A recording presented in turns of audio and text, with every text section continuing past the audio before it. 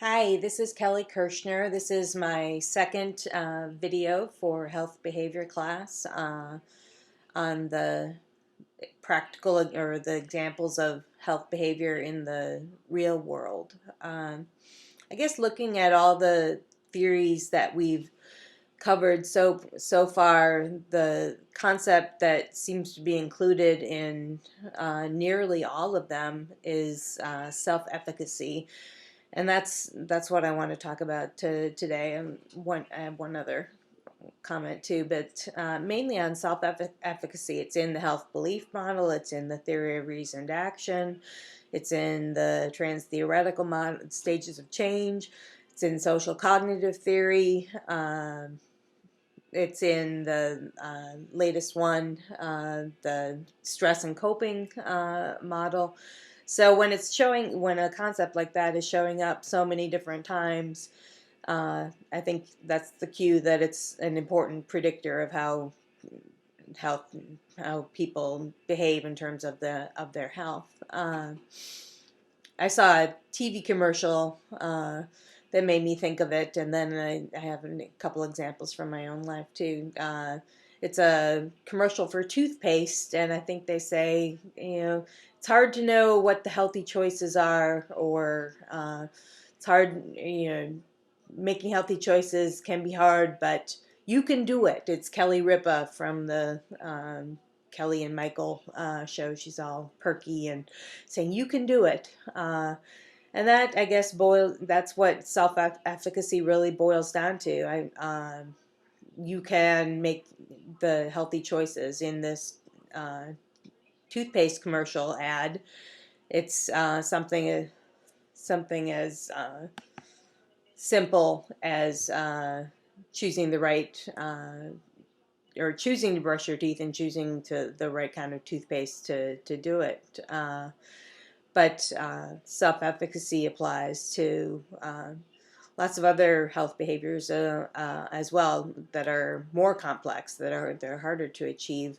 Uh, I've seen it with my son Daniel, and I've seen it with myself. With Daniel, I've been wanting to get him to a gym to do some weight training. He's a little overweight and he's a little pudgy and could use some increased strength, but he's so overwhelmed by not knowing what to do and not how to do it right, and I'm so overwhelmed by not knowing how to do it right. Our self-efficacy for performing weight training is quite low, so uh, we haven't done it so far.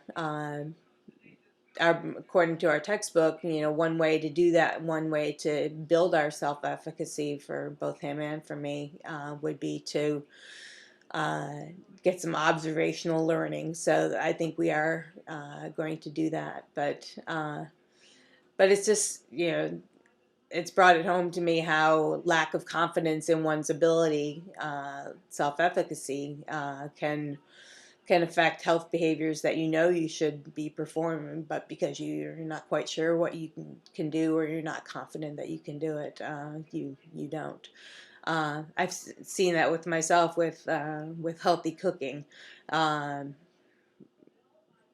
you using more fresh ingredients and different healthier cooking styles uh, has seemed to be I give up pretty easily on it when it seems too complicated. My self-efficacy for that is low.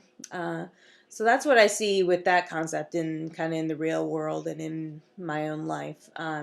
The other thing that occurred to me with this assignment was based on a story I heard on NPR about a new way of recycling water. I'm not quite sure on all the details. It flew by pretty fast, but is taking wastewater and recycling it so that it could be used for human consumption again.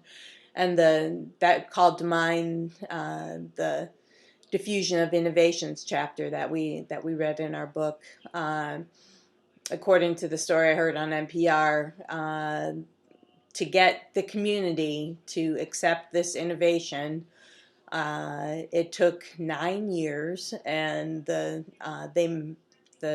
people behind the innovation met with every single community group that they could think of, including the Daughters of the American Revolution, and at schools and churches, and uh, they uh, they would have won the diffusion of innovations game that we did a couple weeks back.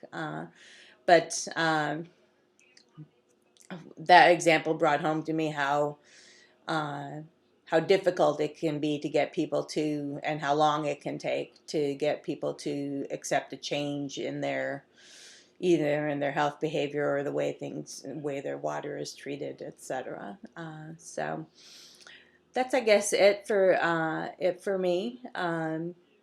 Thanks so much. Bye bye.